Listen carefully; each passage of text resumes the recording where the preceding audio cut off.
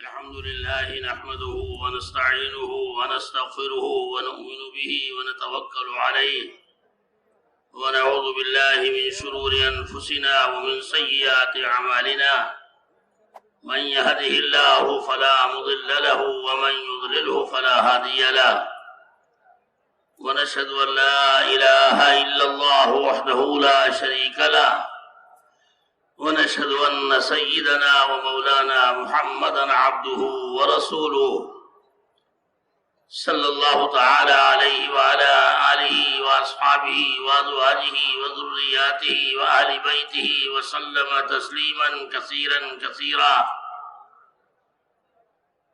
أما بعد فأعوذ بالله من الشيطان الرجيم. بسم الله الرحمن الرحيم. يا أيها الناس أنتم الفقراء إلى الله والله هو الغني الحميد. صدق اللہ مولانا العظیم. میرے محترم دوستوں اور بزرگوں، اللہ رب العزت نے اس پوری کائنات کو اور اس کائنات کے اندر جو کچھ ہے، اس کائنات کے اندر جو کچھ ہے، مشرق سے لے کے مغرب تک اور شمال سے لے کے جنوب تک، آسمان و زمین کے بیچ میں چرندے پرندے درندے چوپائے دوپائے حشرات الارض، حتیٰ کہ ملائکہ علیہم السلام، لوح و قلم، یہاں تک کہ اللہ کا عرش اعظم، جو کچھ بھی ہے اللہ نے اس سب کو اپنا محتاج بنا کر کے پیدا کیا ہے. یہ جو کچھ بھی ہے سب اللہ کا محتاج. چاند سورج ستارے اللہ کے محتاج، آسمان اپنے ٹھہرے رہنے میں اللہ کا محتاج، سورج اللہ کا محتاج اور سورج کی روشنی اللہ کی محتاج. جب تک چاہے سورج کے اندر روشنی، اور جب چاہے تو سورج کی روشنی کو تاریکی میں بدل کر دن کے اجالے کو رات کی اندھیرے میں بدل دے. چاند اللہ کا محتاج، چاند کا نور اللہ کا محتاج. چھوٹی مخلوق ہو یا بڑی مخلوق ہو، چھوٹی مخلوق چھوٹے ہونے کے اعتبار سے اللہ کی محتاج، بڑی مخلوق بڑا ہونے کے باوجود اللہ کی محتاج. چیونٹی جیسا حقیر کیڑا اپنے وجود اور بقا اور تحفظ اور پرورش میں جتنا اللہ کا محتاج ہے، خدا کی قسم جبرائیل جیسا فرشتہ کہ جس کے قدم تحت الثری میں ہیں اور جس کا سر عرش اعظم سے لگا ہوا ہے، چیونٹی جتنی اللہ کی قدرت کی محتاج، خدا کی قسم جبرائیل جیسا فرشتہ بھی اللہ کی قدرت کا اتنا ہی محتاج ہے. کوئی اللہ کے یہاں اس کا فرق نہیں پڑتا. جبرائیل اپنے تمام تر قد و قامت کے باوجود جب اللہ کی بڑائی اور کبریائی کا ادراک کرتا ہے تو اپنے آپ کو ایک حقیر تنکے سے بھی کمتر سمجھتا ہے. بڑی ذات صرف اللہ کی ہے. تو جو کچھ ہے اس پوری کائنات کے اندر سب اللہ کا محتاج. اگر اس کائنات کے اندر کوئی ذات ایسی ہے جو کسی کی محتاج نہیں ہے، وہ ذات صرف اور صرف اللہ کی ہے. یا ایھا الناس انتم الفقراء الی اللہ واللہ هو الغنی الحمید. اپنی ذات اور صفات کے اعتبار سے غنی اور بے نیاز اور صمد اگر کوئی ذات ہے تو صرف اللہ کی ذات ہے. باقی یہ سارا کے سارا اللہ کا محتاج ہے. اور انسان کے ایمان کی کمزوری اور ضعف کا نتیجہ یہ ہے کہ یہ ساری کی ساری محتاجوں کی دنیا اپنی اپنی محتاجگی کی ضرورت کے وقت میں اپنے جیسے محتاجوں کی طرف دوڑتی ہے. ایک محتاج دوسرے محتاج کے پاس جا رہا ہے اپنے مسائل کو حل کرنے کے لیے. اگر ایک عام آدمی اللہ کا محتاج تو وقت کا وزیر جو ہے وہ بھی اللہ کا محتاج. ایک چھوٹا محتاج ہے تو ایک بڑا محتاج ہے. اپنی ضرورت کے وقت میں اگر کوئی غریب کسی وزیر کی طرف جا رہا ہے تو ایک محتاج اپنے سے بڑے محتاج کی طرف جا رہا ہے، اور محتاج کے مسائل کا حل کسی محتاج کے پاس نہیں ہے۔ محتاج کے مسائل کا حل تو غنی کے پاس ہے۔ جو محتاج نہیں ہے، نابینا کی بینائی اور اس کے بینائی پن کے مسئلے کا حل جو ہے وہ بینا کے پاس ہے، نابینا کے پاس نہیں۔ ایک نابینا دوڑ کر کے دوسرے نابینا کے پاس جائے تو اس کی بینائی کا یہ مسئلے کا حل نہیں ہے۔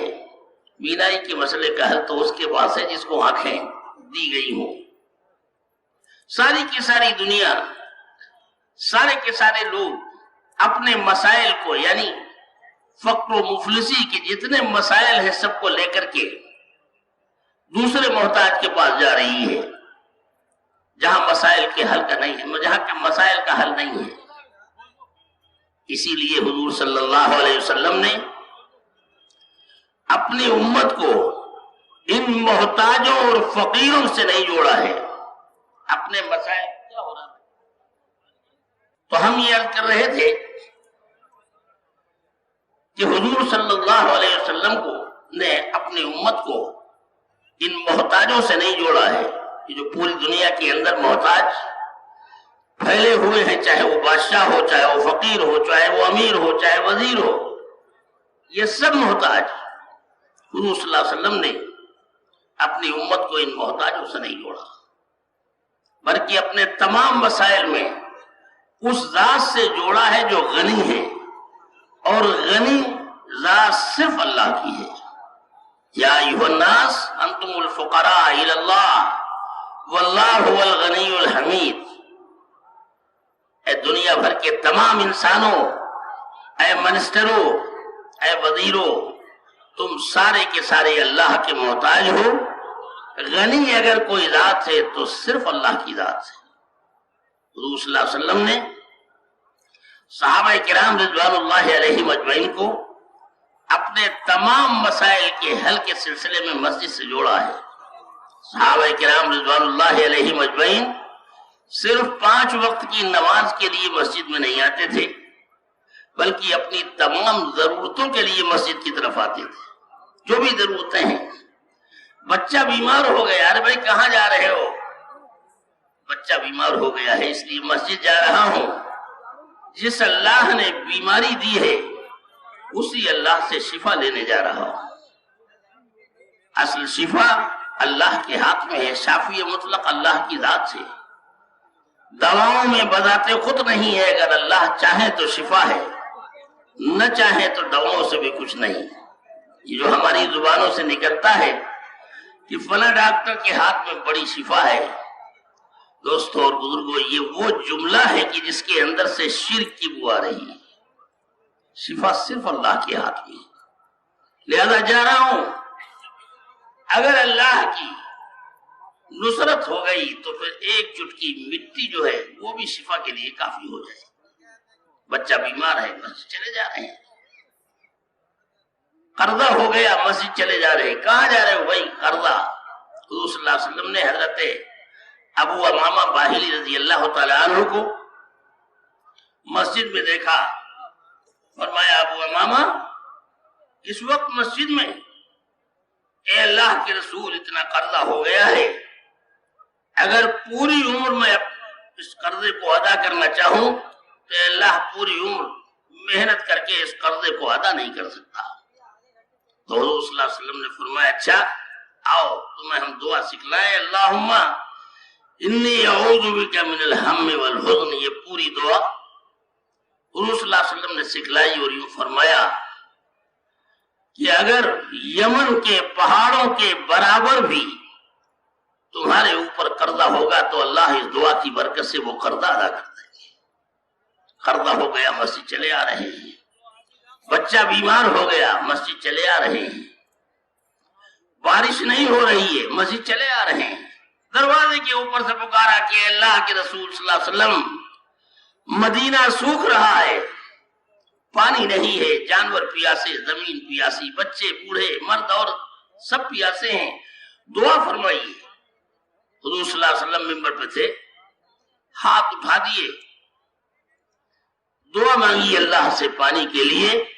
ابھی ہاتھ چہرے کے اوپر نہیں گئے تھے کہ بالوں کے سے پانی کے قطرے آپ کے جسم پر گرنے لگے. بارش شروع ہو گئی اور اتنی بارش ہوئی کہ ایک ہفتہ پورا گزر گیا, بارش ہوتی رہی, یہاں تک کہ پورا مدینہ جل تھل ہو گیا.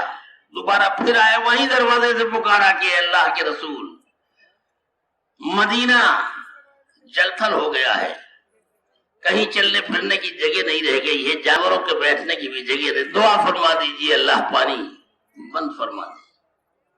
پھر ہاتھ اٹھائے حضور صلی اللہ علیہ وسلم نے دعا کے لیے. صحابہ فرماتے ہیں ہم جب آئے تھے تو خوب بھیگتے ہوئے آئے تھے, اور جب واپس لوٹے ہیں تو دھوپ نکلی ہوئی تھی. تمام مسائل کا حل مسجد کے اندر. پانی نہیں برس رہا ہے, مسجد کے اندر برس رہا ہے, تو اسے رکوانے کے لیے مسجد کے اندر, مدینے کے اندر آگ نکلی تھی پہاڑوں سے, اور ایسے آگ کے شعلے پہاڑوں جیسے بلند ہو رہے تھے, پورا مدینہ لرز رہا تھا.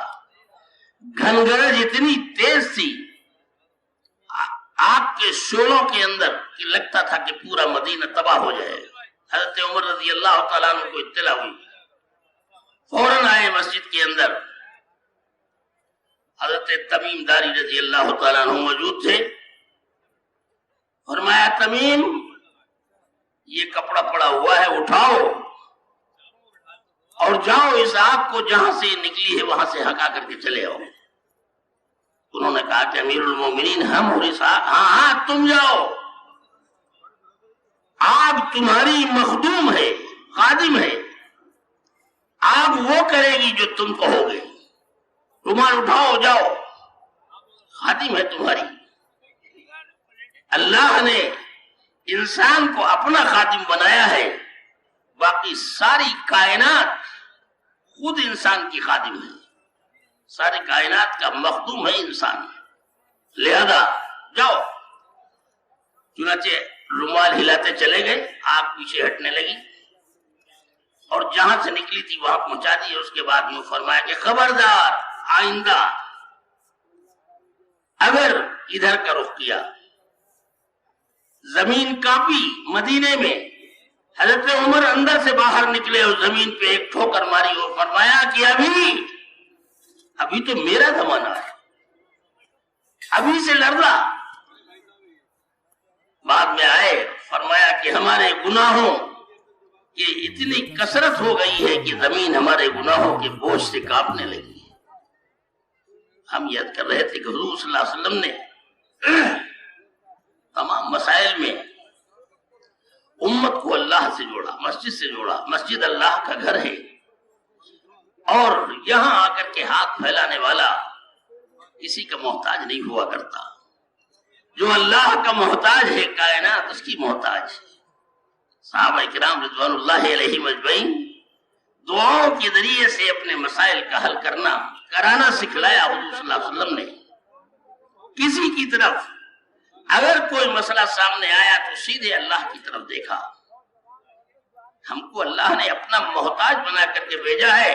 ہم خدا کی قسم ان وزیروں کے, منسٹروں کے, بادشاہوں کے ہم کسی کے محتاج نہیں ہیں. اس کائنات میں اگر محتاج ہیں تو ہم صرف اور صرف اپنے اللہ کے محتاج. دنیا اور یہاں کی ہر چھوٹی بڑی مخلوق ہماری محتاج, ہم اس کے محتاج نہیں ہیں.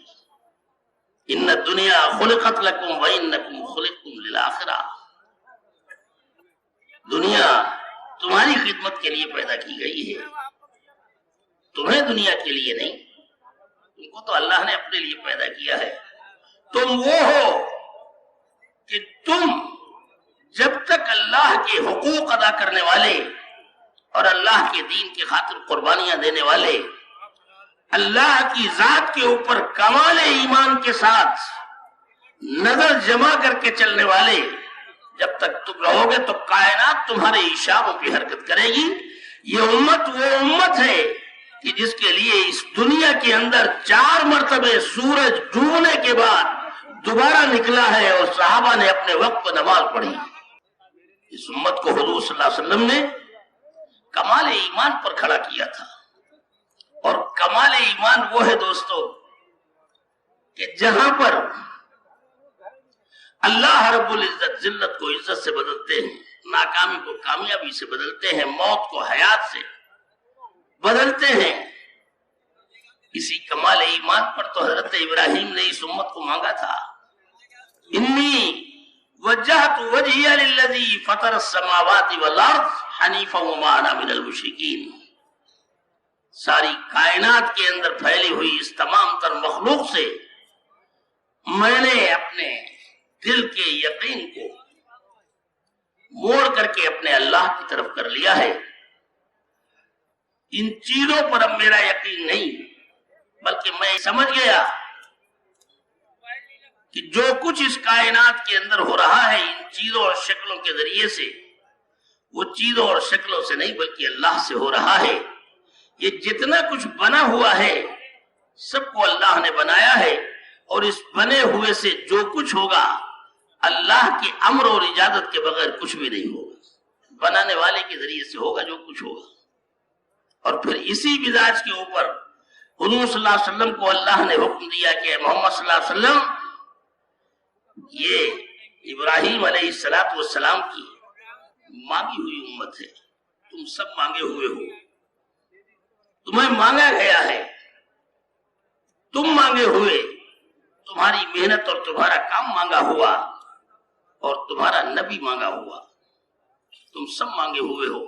لہذا حکم دیا گیا کہ وَأَنِ اتَّبِعْ مِلَّةَ إِبْرَاهِيمَ حَنِيفًا. اے محمد صلی اللہ علیہ وسلم آپ اپنی اس امت کی تربیت براہیمی مزاج پر کیجیے, براہیمی مزاج پر کیجیے, کہ اس لیے کہ ابراہیم علیہ السلام کی یہ مانگی ہوئی امت ہے. اس کو مانگا تھا دوستوں اور بزرگوں, ہمیں اور آپ کو اس وقت مانگا تھا جب اپنی بیوی اور بچے کو چھوڑ کر کے بیت اللہ شریف جہاں پر ہے چٹیل میدان, اوپر سے آگ برساتا ہوا سورج, نیچے سے آگ ابلتی ہوئی ریت, وہاں چھوڑ کے چلے.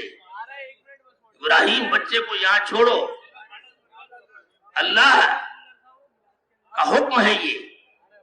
تمہاری اور تمہاری محبت کے درمیان میں اور اللہ کے درمیان میں یہ جو قربانیاں دے رہے ہو, ان قربانیوں کے بیچ میں تمہارے اور اللہ کے درمیان میں کوئی تیسرا حائل نہ رہنے پائے, بچے کی محبت بھی نہیں, لہذا چلو یہاں سے چھوڑ.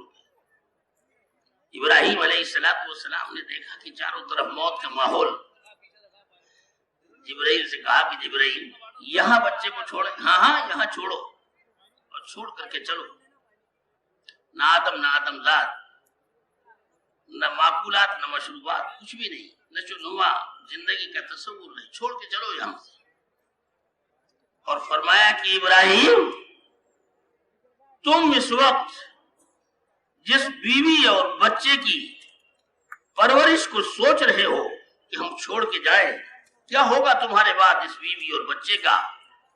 تم جس بیوی اور بچے کو چھوڑ کر کے جا رہے ہو اور چھوڑتے وقت یہ سوچ رہے ہو, تو اتنا سمجھ لو کہ ابراہیم تمہاری اس بیوی اور بچے کو تم سے اچھے طریقے پر پالنا تمہارا اللہ جانتا ہے.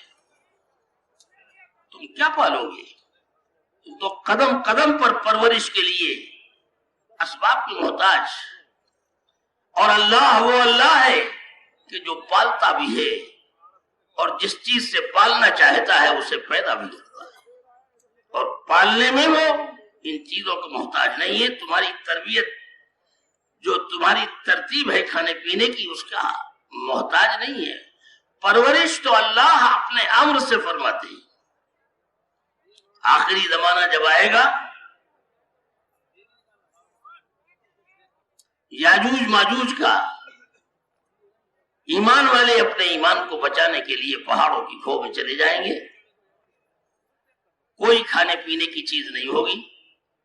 ان ایمان والوں کو جب جب بھوک اور پیاس لگے گی, حدیث کے اندر ہے, یہ تیسرا کلمہ پڑھیں گے, سبحان اللہ والحمدللہ ولا الہ الا اللہ واللہ اکبر ولا حول ولا قوت الا باللہ العلی العظیم. یہ تیسرا کلمہ پڑھیں گے اور اللہ پاک اس تیسرا کلمہ پڑھنے کی برکت سے ان کا پیٹ بھر دیا کریں گے۔ اللہ دکھائیں گے کہ اے انسان، اگر ہم غذاؤں کے ذریعے سے تیرا پیٹ بھرنا جانتے ہیں تو ہم ایسے قادر مطلق ہیں کہ اپنے ذکر کے ذریعے سے بھی تیرا پیٹ بھرنا جانتے ہیں۔ غلوں کے ڈھیروں کے اوپر اگر ہم پالتے ہیں تو اپنے خلیل ابراہیم کو آگ کے شعلوں کے اندر بھی پالنا جانتے ہیں۔ پرورش و ربوبیت سب اللہ کے ہاتھ میں ہے۔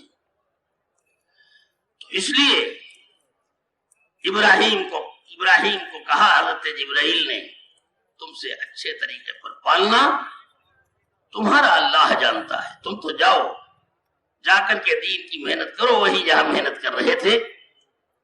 باقی اللہ رب العزت اس کی تمام تر ضرورتیں اور نشو و نما جو کچھ بھی ہے اس کی تکمیل کے لیے اللہ کافی ہے، تم تو ادھر سے بالکل علیحدہ ہو جاؤ۔ لہذا حضور صلی اللہ علیہ وسلم کو حکم دیا گیا کہ محمد صلی اللہ علیہ وسلم، ابراہیم علیہ السلام یہ مانگی ہوئی امت ہے، امت کو مانگا، امت کا کام مانگا، اور اللہ رب العزت سے امت مانگی اور امت کا کام مانگا ہے، اور امت کے لیے ربوبیت یہ سب کچھ مانگی حضور صلی اللہ علیہ وسلم نے۔ ابراہیم علیہ السلام وہاں سے دعا مانگ کر کے انی وجہت وجہی للذی فطر السماوات والارض حنیفا وما انا من المشرکین دعا مانگی اس وقت، اور اس کے بعد مانگا ربنا انی اسکنت من ذریتی بواد غیر ذی زرع عند بیتک المحرم، اے اللہ آپ کے حکم کے اوپر اپنے بیوی اور بچے کو یہاں چھوڑ کے جا رہا ہوں، یقین ہے کہ آپ ہماری قربانی کو ضائع نہیں کریں گے، اس لیے کہ آپ تو قربانیوں کی پرورش کرتے ہیں۔ دعا اس بات کی ہے کہ اللہ آپ ہمارے 3 نفر پوری دنیا کے اندر آپ کا کلمہ بلند ہو، ذرے ذرے پر آپ کی حکمرانی ہو، اور کائنات کے ہر گوشے میں آپ کی ربوبیت کا تذکرہ ہو۔ ایسی بڑی محنت کے لیے یہ 3 کی تعداد ہے، اللہ کافی نہیں ہے، ہم ہیں، ہماری بیوی ہے، ہمارا بچہ ہے، لہذا آپ سے دعا اور التجا اس بات کی ہے ہمارے اس بچے کی نسل کے اندر ایک ایسی امت پیدا کر دیجئے جو امت پوری روئے زمین کے اوپر اللہ کے دین کی محنت کرنے والی ہو، مشرق میں، مغرب میں، شمال میں، جنوب میں، ہر جگہ، اور اپنی تمام تر استعداد اور صلاحیت کو قربان کرنے والی ہو۔ قرآن پاک میں تذکرہ کیا ہے 8 چیزوں کا جہاں پر انسان کا ایمان برباد ہوتا ہے، اور وہ حضرت ابراہیم علیہ السلام نے اس وقت کہا، اللہ سے مانگا،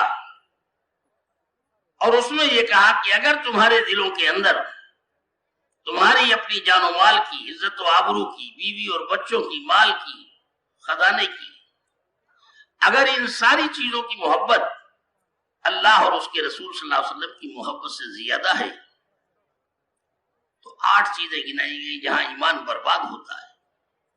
اگر یہ چیزیں قل ان کان آباؤکم وابناؤکم واخوانکم وازواجکم وعشیرتکم واموال اقترفتموها وتجارت تخشون کسادها ومساکن ترضونها احب الیکم من اللہ ورسولہ وجہاد فی سبیلہ فتربصوا حتی یأتی اللہ بامرہ، تمہارے دلوں کے اندر تمہارے ماں باپ کی، تمہاری جان و مال کی، تمہارے اعزاء اور اقربا کی، تمہارے خاندان کی، تمہارے کھیت اور کھلیان اور خزانوں کی، اگر ان سب چیزوں کی محبت اللہ اور اس کے رسول صلی اللہ علیہ وسلم کی محبت سے زیادہ ہے تو فتربصوا حتی یأتی اللہ بامرہ، انتظار کرو یہاں تک کہ اللہ کا عذاب آئے اور وہ تمہیں اپنی گرفت میں لے کے چلا جائے۔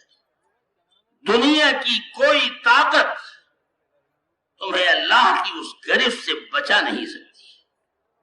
تربیت فرمائی، اے محمد صلی اللہ علیہ وسلم، اس بنیاد پر اس امت کی تربیت کیجیے، اس کا جینا بھی اللہ کے لیے اور اس کا مرنا بھی اللہ کے لیے۔ کانت حیاتہم لحیات الدین وکانت مماتہم لحیات الدین، زندگی کا لمحہ لمحہ اللہ کے دین کی سرسبزی و شادابی کے لیے، اور ان کی موتیں بھی اللہ کے دین کی سرسبزی و شادابی کے لیے۔ اس بنیاد پر حضور صلی اللہ علیہ وسلم نے امت کی تربیت کی ہے، اس ایمان پر اٹھایا ہے، کمال ایمان پر۔ سب سے پہلے یہ جو مکہ مکرمہ کے اندر 13 سال کی قربانیوں بھری زندگی ہے، اسی کمال ایمان پر اٹھانے کے لیے ہے۔ یہ وہ علاقہ ہے کہ دنیا کا سب سے بڑا شرک اور بت پرستی کا مرکز تھا۔ اسی علاقے کے لوگوں کو پوری دنیا کے اندر دین کی محنت کے لیے چنا گیا۔ یہ وہ لوگ ہیں جو پوری دنیا کے اندر اللہ کے کلمے کو لے کے پھریں گے۔ جس دین کی محنت اور دعوت کو لے کر کے پھرنا ہے، اس کے لیے جن صفات کی ضرورت ہے، ان صفات کی سب سے پہلے محنت کرائی جا رہی ہے۔ کمال ایمان پر، کمال ایمان پر حضور صلی اللہ علیہ وسلم نے اس امت کو اٹھایا۔ ہر چیز کا اللہ کے علاوہ جو کچھ بھی ہے اس کا یقین اندر سے نکلے، اس کمال ایمان پر۔ صحابہ کرام رضوان اللہ علیہم اجمعین فرماتے ہیں، تعلمنا الایمان ثم تعلمنا القرآن، ہم نے ایمان سیکھا ہے، اس کے بعد پھر قرآن سیکھا ہے۔ آج ہم یہ سمجھتے ہیں ایمان بھی کوئی سیکھنے کی چیز ہے، حالانکہ سب سے پہلی چیز تو یہی ہے، ایمان ہی تو سیکھنے کی سب سے پہلی چیز، سب سے پہلے اس پہ ہوتا ہے۔ اور اس کے لیے قربانی الایمان یتغذا بالمصائب والمشقہ، ایمان مصیبتوں میں پلا بڑھا کرتا ہے، قربانیوں میں پلا بڑھا کرتا ہے۔ کتنے دھکے کھائے ہیں صحابہ کرام رضوان اللہ علیہم اجمعین نے اس مکہ مکرمہ کے اندر 13 سال کی زندگی کے اندر ایمان بنانے کے لیے سب سے پہلے جس محنت پہ اٹھایا حضور صلی اللہ علیہ وسلم نے، الایمان یتغذا بالمصائب والمشقہ، قربانیوں میں پلا بڑھا کرتا ہے۔ حضرت عمر رضی اللہ تعالیٰ عنہ کی مجلس میں ایک مرتبہ حضرت ابو سفیان رضی اللہ تعالیٰ عنہ تشریف لائے، بات چل رہی تھی، بیان ہو رہا تھا، جہاں جگہ ملی وہاں بیٹھ گئے، جوتوں میں جگہ ملی جوتوں میں بیٹھ گئے۔ تھوڑی دیر کے بعد حضرت بلال رضی اللہ تعالیٰ عنہ تشریف لائے، جیسے ہی حضرت بلال رضی اللہ تعالیٰ عنہ تشریف لائے تو حضرت عمر رضی اللہ تعالیٰ عنہ کھڑے ہو گئے اور یہ فرمایا، بلال تمہاری جگہ جوتوں میں بیٹھنے کی نہیں ہے، تم تو ہمارے سروں کے لائق ہو، تم وہاں نہیں بلکہ ہمارے پاس آؤ، یہاں آ کر کے بیٹھو۔ بلایا اپنے پاس اور بلا کر کے بٹھایا۔ مجلس چلتی رہی، جب مجلس ختم ہوئی تو حضرت ابو سفیان نے حضرت عمر سے کہا، عمر تم نے ہمارے ساتھ انصاف نہیں کیا، کیا ہوا؟ ہم آئے تو کوئی ہٹو بچو نہیں، اور بلال آئے تو ان کا یہ اعزاز و اکرام۔ حضرت عمر رضی اللہ تعالیٰ عنہ نے فرمایا کہ ابو سفیان، اس وقت جو کچھ میں نے بلال کے ساتھ کیا ہے، اگر اللہ کے رسول صلی اللہ علیہ وسلم تشریف فرما ہوتے تو بلال کی قربانیوں کی وجہ سے بلال کے ساتھ اللہ کے رسول صلی اللہ علیہ وسلم بھی یہی معاملہ فرماتے۔ اس کے بعد فرمایا کہ ابو سفیان کیوں بھولتے ہو کہ جب ہم اور تم مکہ مکرمہ کے اندر راحت اور آرام کی زندگی گزار رہے تھے، یہ بلال تھا جسے گلے میں رسی ڈال کر کے مدینے کی گلیوں میں تپتی ہوئی ریت کے اوپر گھسیٹا جا رہا تھا، اسے کوڑوں سے پیٹا جا رہا تھا، اسے پتھروں کے نیچے دبایا جا رہا تھا، کوئی شفقت کا ہاتھ اس کی طرف اٹھنے والا نہیں تھا۔ حقیقت یہ ہے اب کہ ابو سفیان بلال کی ان قربانیوں کے نتیجے میں اللہ نے تمہیں بھی ایمان دیا ہے اور ہمیں بھی ایمان دیا ہے، قربانیاں دی ہیں۔ یہ ایمان، اس ایمان پر اٹھالی ایمان یتغذا بالمصائب والمشقہ، مصیبتوں میں پلا بڑھا کرتا ہے، اور پھر کیسی تکلیفیں اٹھانے کے بعد وہ صفات ان کی زندگی کے اندر پیدا ہوئی جو پوری دنیا کے اندر دین کی محنت کو لے کر کے چلنے کے لیے جن صفات کی ضرورت تھی، وہ صفات اللہ نے ان کے اندر پیدا فرمائی، جن صفات کی عمر وہ ابو جہل کہا کرتا تھا اگر کسی کو اپنی لڑکی کے زندہ دفن کرنے میں تکلیف ہو تو اسے چاہیے کہ عمر کے حوالے کر دے۔ یہ عمر اتنا پتھر دل انسان ہے کہ دسیوں لڑکیوں کو زندہ دفن کر دے گا، اس کے دل کے اوپر کوئی اثر نہیں ہوگا، ایسا سخت دل انسان۔ ابو جہل یہ کہا کرتا تھا، عام رواج تھا۔ یہ عمر رضی اللہ تعالیٰ عنہ جن کی سختی کا عالم یہ تھا